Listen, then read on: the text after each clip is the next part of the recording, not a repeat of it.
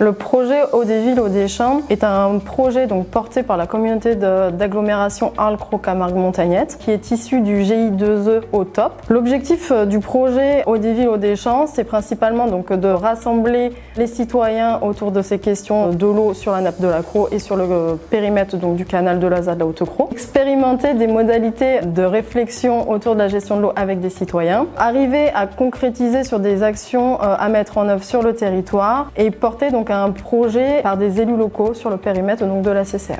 Je suis monsieur Martinez-Pierre, je suis retraité de la fonction publique territoriale et j'habite sur Arles. Je suis Guy Delena, j'habite Saint-Martin-de-Croix, je suis arrosant à l'association des arrosants de la Cros. La question de l'eau est importante sur le périmètre de la Haute-Cros et sur la nappe de la Cros, car sur ce périmètre, on a une irrigation qui est ancestrale à partir des canaux de la Durance. C'est l'eau qui vient de Serponçon. L'eau est apportée donc par la Durance et ensuite on a des prises par des canaux anciens donc, qui ont été faits à l'époque d'Adam de Craponne. Et cette irrigation permet donc d'alimenter la nappe pour 300 000 habitants. La question de l'eau est très importante car aujourd'hui, donc sans eau d'irrigation, on a peu d'eau dans la nappe et donc il y a 300 000 habitants qui ne peuvent pas accéder à de l'eau potable. Il y a d'autres enjeux, donc il y a les enjeux bien sûr agricoles. On a plus de 300 agriculteurs qui prélèvent de l'eau dans la nappe pour irriguer les vergers par exemple ou le maraîchage. Et on a aussi les enjeux industriels, donc on a toutes les industries de Fos-sur-Mer qui utilisent l'eau de la nappe de la Cros. Au niveau de la gestion de l'eau, bon, j'avais pas trop d'infos là-dessus. Donc tout bêtement, comme tout utilisateur, je consommais mon eau. Je connaissais Saint-Hippolyte, enfin, d'où venait l'eau d'Arles. Mais voilà, ça s'arrêtait là. Après, je connaissais pas les répercussions qu'il peut y avoir dessus. Dans le projet, on a commencé par recruter les citoyens. Ça s'est fait autour des marchés. On a eu des présences au forum des associations, que ce soit Arles ou sur Saint-Martin-de-Croix, et on a fait un dernier marché à Raphaël-les-Arles.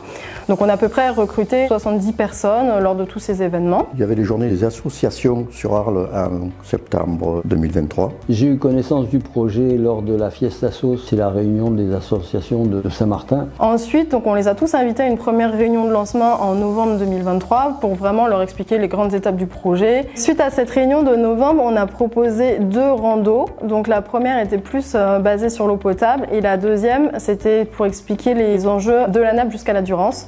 Donc lors de ces 2 randonnées, on leur a vraiment expliqué tout le processus de l'eau de Serponçon à la Durance et à l'eau de leur robinet. Suite au rando, on a fait 2 ateliers débat.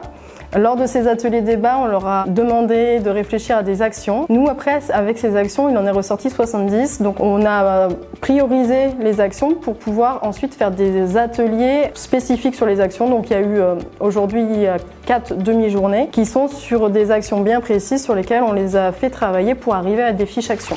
Ce qui m'a intéressé, c'est la réutilisation des eaux usées. L'eau d'épuration qui est réutilisée en agriculture. Si vraiment on arrive à éliminer tous les éléments qui sont néfastes, ça peut être utilisé en agriculture. Ça peut être une solution qui est intéressante. Entre-temps, donc, il y a eu les projets avec les classes. Donc, on a 4 classes qui ont participé au projet classe, donc principalement mené par le CPIE du Pays d'Arles. Le but, c'était de sensibiliser donc, les écoles primaires à la gestion de l'eau et on leur a fait rencontrer aussi des agriculteurs pour qu'ils nous fassent des portraits d'agriculteurs. Ce projet a d'abord permis une meilleure connaissance du territoire et des enjeux donc, autour de la gestion de l'eau et de l'agriculture auprès des citoyens. J'essaye de faire attention le plus possible sur la gestion à mon petit niveau à moi. Après, quand je discute avec des gens, quand je croise des amis ou des collègues, j'essaye de leur dire, de faire passer entre guillemets, le message de ça serait pas mal d'éviter de faire couler l'eau.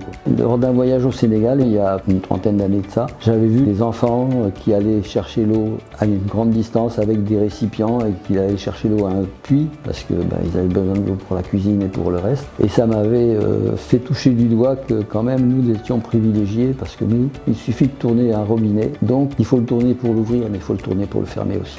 Les élus se sont aussi beaucoup impliqués, donc des élus moteurs du territoire. Et enfin, les citoyens qui ont participé au projet donc, ont une attente pour la suite du projet. Ils veulent mettre les actions vues lors de ce projet en œuvre pour 2025 et les années à venir.